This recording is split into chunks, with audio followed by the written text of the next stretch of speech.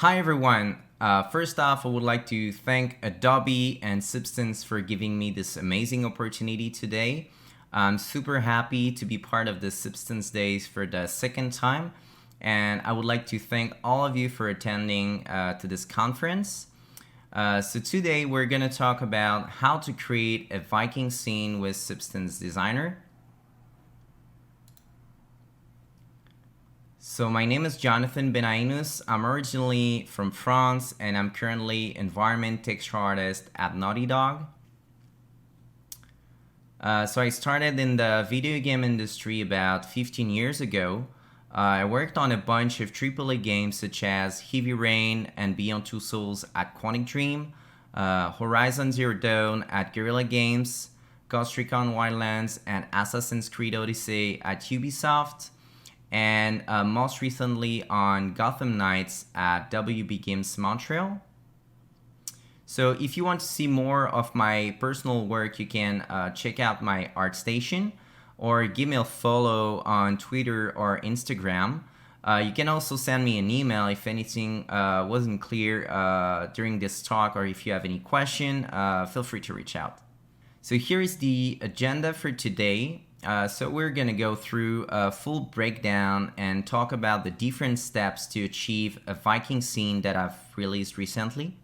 So before going any further, here is a short video showcasing this project. So except a few props like the candles and the cups, everything has been fully made with Substance Designer and rendered in Marmoset Toolbag.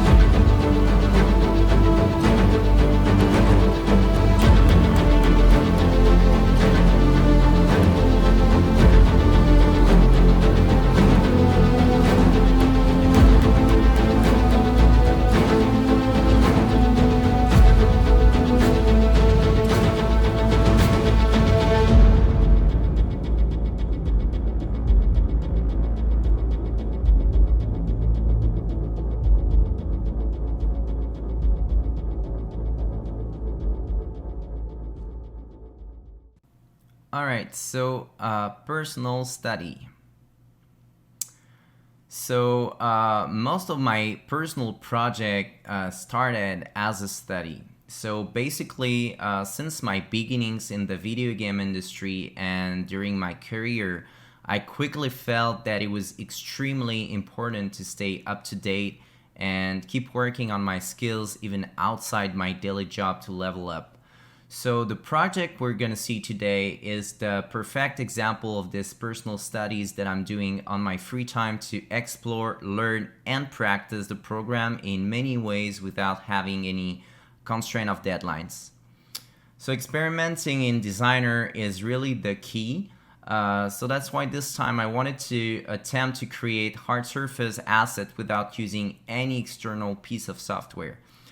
Substance Designer is mostly used to make tileable materials, but this time I wanted to challenge myself and try to blur the lines between baking and texturing. So a little disclaimer here, it can seem pointless to make assets fully in Designer for production purpose, but the knowledge you're gonna get from it as a study will make you technically better and faster for whatever type of material you would want to tackle afterward, organic or man-made. So this is definitely not the type of approach that you will see in a video game production, as we're mostly using ZBrush, Maya and Substance Painter to bake and texture these types of props. But I totally recommend you guys to play around with the tools, as you're gonna learn a lot from it. So gather references now. Like in every 3D art project, so gathering references is one of the main steps to tackle. So I highly recommend to not hesitate to spend time on this step, as it's gonna help you to define your art direction, but also have enough references to achieve your project without having to do any back and forth. So it's also a good way to start setting your plan for production and stay organized. The theme of this project was to make a tribute to the TV show Vikings. So here I wanted to capture the mood, the colors, and the atmosphere present in the series.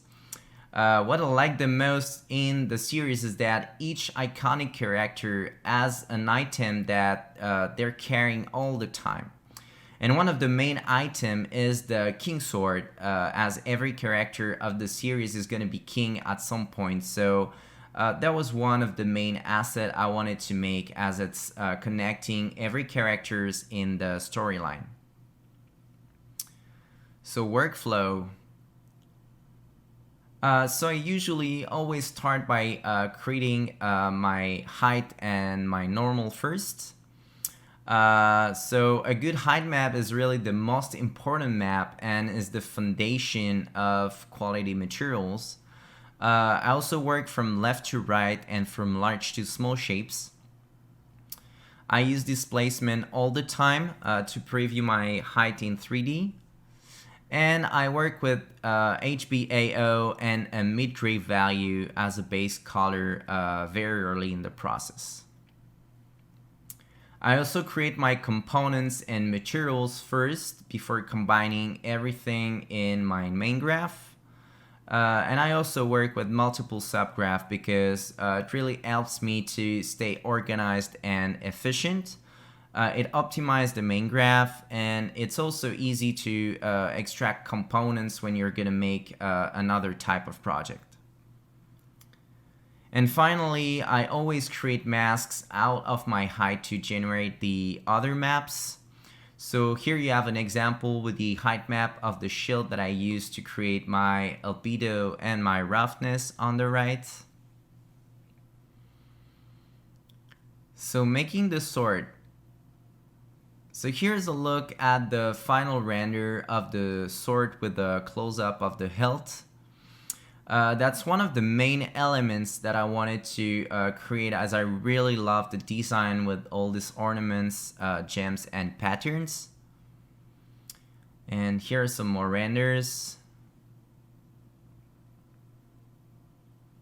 So now let's take a look at how I tackled this hilt in Designer. So the first step was to block out the pommel using a paraboloid. So to split the shape in two, I used a gradient that I've clamped with an histogram scan. But the other method would be to mask the bottom part using the cropping area sliders from your blend node. So it's really up to you. There is no best ways to do things in Designer. It really depends of how you like to do it.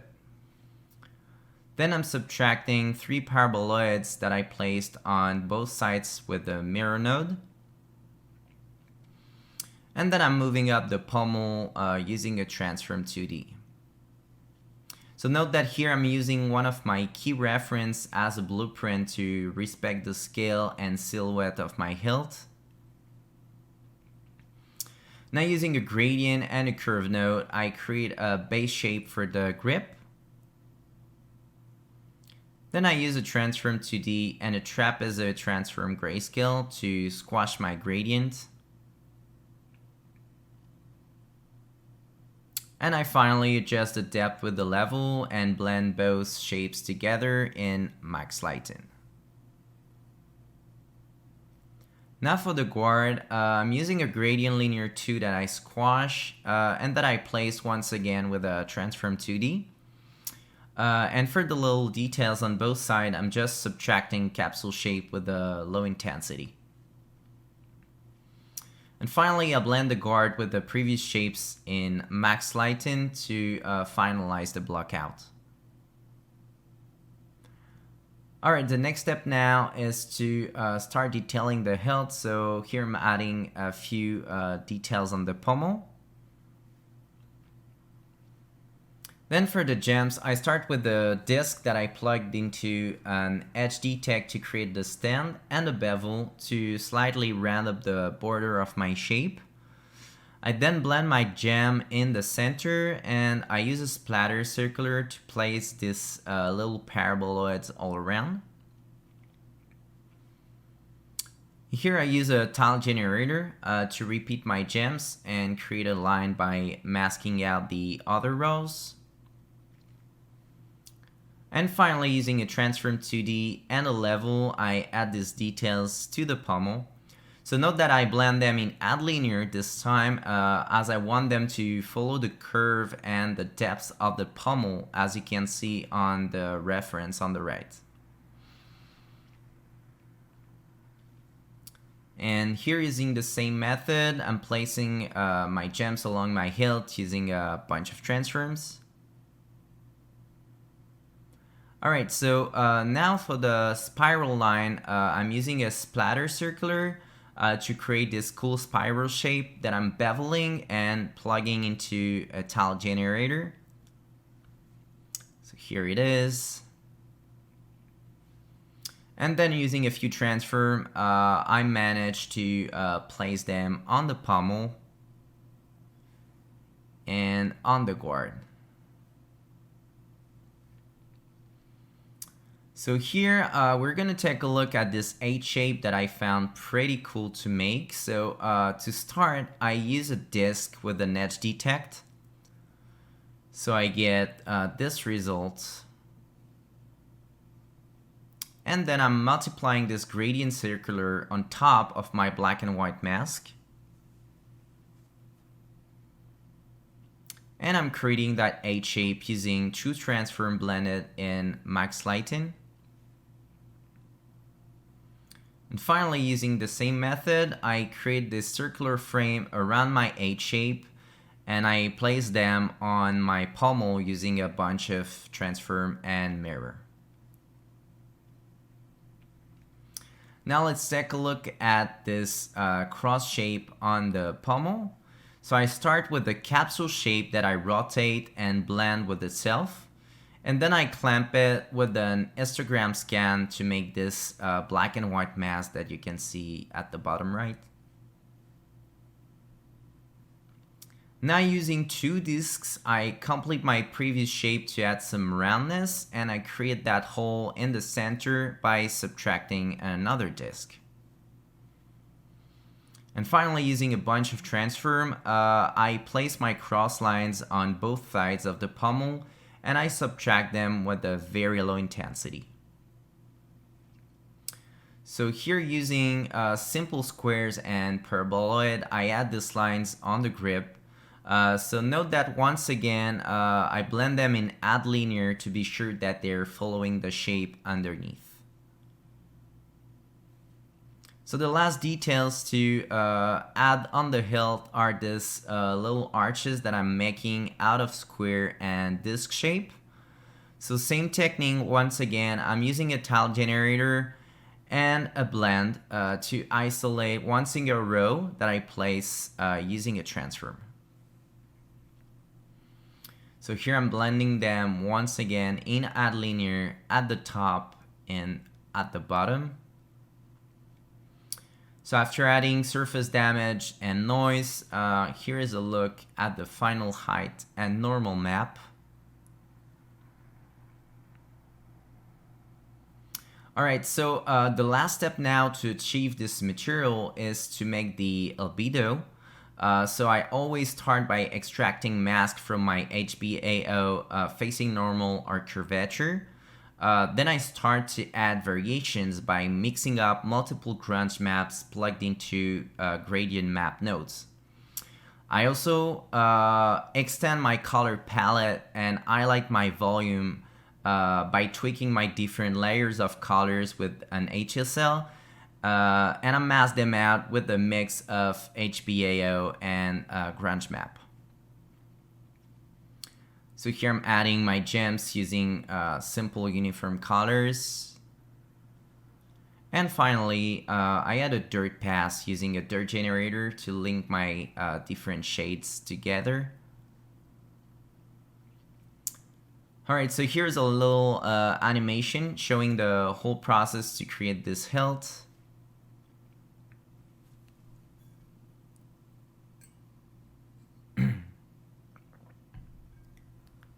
So on the right, I'm creating a few floaters that you will see afterward on the 3D render and that I'm using to hide the sim.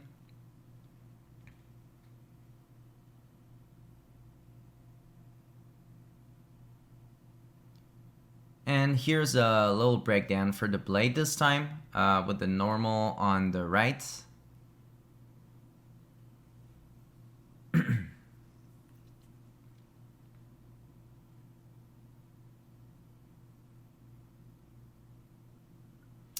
All right, so here is a little turntable to showcase the asset rendered in Marmoset. So here you just have two planes in two-sided with an opacity mask and a few floaters with displacement placed on the side to hide the sim. So here if I show you once again the animation, you can see that on the side you have these little floaters that are here to hide the sim.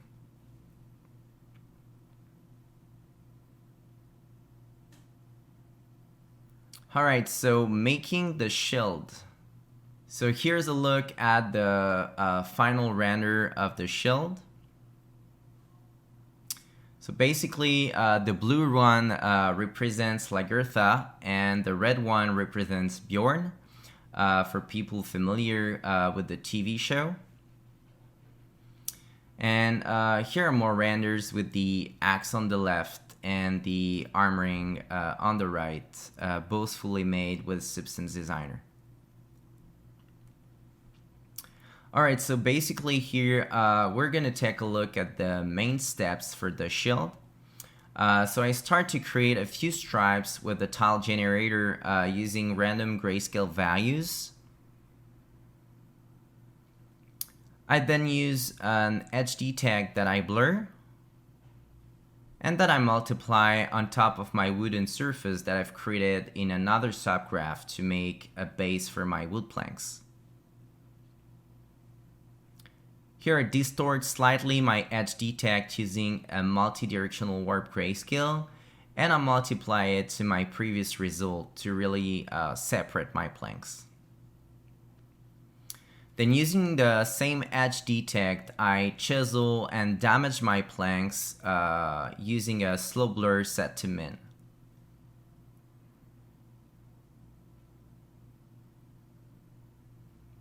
So here I do that multiple times with different settings. So note that I'm squashing my noise here with the transform, and that I use a directional blur with various intensity to distort my noise horizontally and extend my damage along the edges.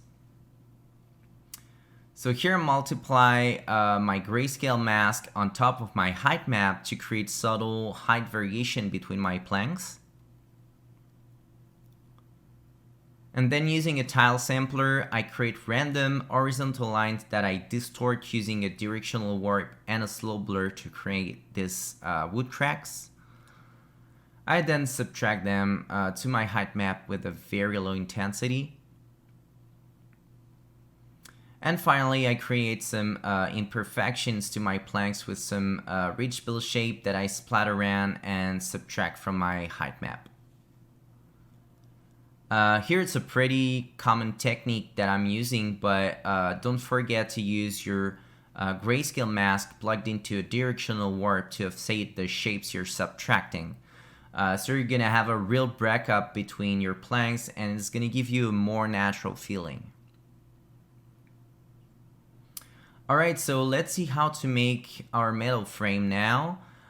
So first off, I'm creating a disc using a shape node to mask out the silhouette of my shield from my height map. I then use an HD tag, a bevel, a blur HQ to make my frame pop out. Then I distort it slightly with the slow blur, and I adjust the height range with the level. And for the rivet, I use a splatter circular with a few paraboloids that I adjust with the level, and I blend them in Max Lighten with my frame. So now I wanted to highlight the type of cool details that really make the difference when you're making materials and add some extra realism. So here I'm getting my intersection mask by dividing the frame from the frame plus the rivet. And I get the mask that you can see on the right by clamping the values with an histogram scan. Then I use an edge detect to get the border of this mask, and I slow blur it set to max to extend and distort my border. Then here it's quite subtle, but I multiply my mask from my distorted border to clean up the center part. I use a bevel with a very small value, and I subtract it from my height map. So if you look before on the left and after on the right, it's quite subtle, but you can probably notice the difference in the way the rivets are integrated. So it is not just a primitive clipping through another, but you can feel some irregularity and how the rivets are deeply sealed in the metal frame. Alright, so now I'm blending the frame with my wood planks in Max Lighten. And I add some more rivets on the wood. Here I'm using the same technique to integrate them by distorting even more my edge detect. Okay, so now the last element to add to our shield is this center part. So we're gonna take a look at this whole section of the graph to go from what we have on the left to what we have on the right. So let's start by this frame here.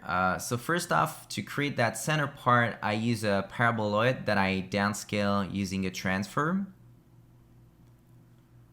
and that I adjust with a level to bring the mid-gray values up. Then using a disc shape plugged into a bevel, I create that bottom part that I blend in Max Lighten with my paraboloid. And here I once again use a level to adjust the overall height. So now let's take a look at this specific section here. So instead of having a sharp transition in Max Lighten, I'm creating a mask using the intersection between my two shapes. So I clamp the value from my divide and blend, and I use an edge detect that I blur to create a mask between my paraboloid and my disc. So then using this mask and a blur HQ, I set the amount of blur that I want between my two shapes to have a perfect transition, as you can see on my normal on the right. So now to make that metal support, I'm using a bunch of simple nodes to achieve the wanted shape.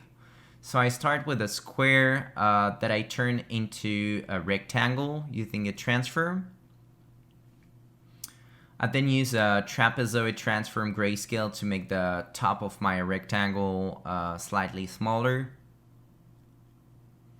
Then I use a gradient linear 2 plugged into a directional warp set to 0 to distort and bend my mask with a nice curve.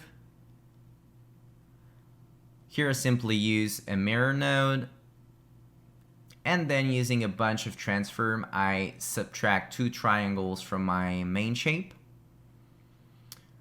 And finally, I use a transform 2D, a bevel, a mirror grayscale, and a level to blend my metal support in Max Lighten. So here's a look at the final height. Once the center part has been added with a few layers of noise and scratches. And note that I've created my metallic by extracting simple black and white mask from my height map.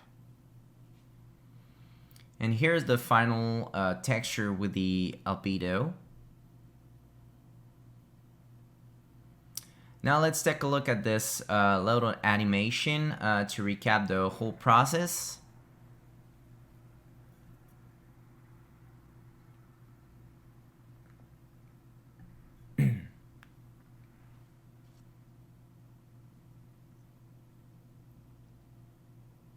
All right.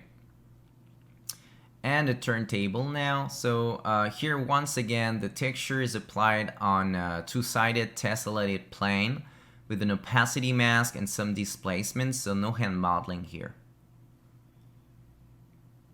Alright, so making the cross. So here's a look at the final render of the cross with the close-up and some more renders. So here we're not going to go through the whole process, but I basically reused the same techniques that we've seen previously. I started by creating my height and I finalized the texture with the albedo, roughness, and metallic. And here's a turntable, so same here, no hand modeling, just displacement.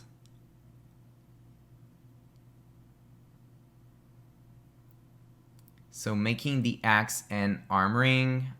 So here I've made two more turntables to showcase the work done on the axe and the armoring.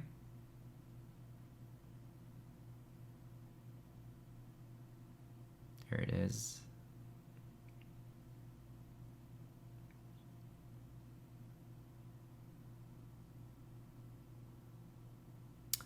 Alright, now so let's talk a bit about composition and rendering in Marmoset. So here's a look at all the textures created for the scene. So you can see on the board the table and the first skin that we didn't cover during this presentation, but that I've also fully made with Designer. So basically here I created a bunch of planes in Maya with UV coordinates that I've placed and imported in Marmoset. So you can see like a little breakdown of the different steps. There you go. And here I wanted to show a bit the different iteration for the composition step. So I mainly worked using my main camera, then I played around with my assets until I get the wanted result.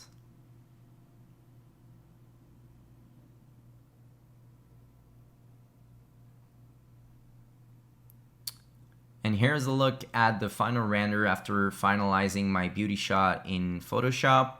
So I usually add some extra contrast and brightness, and I finalize my render with some lens dirt in post-process.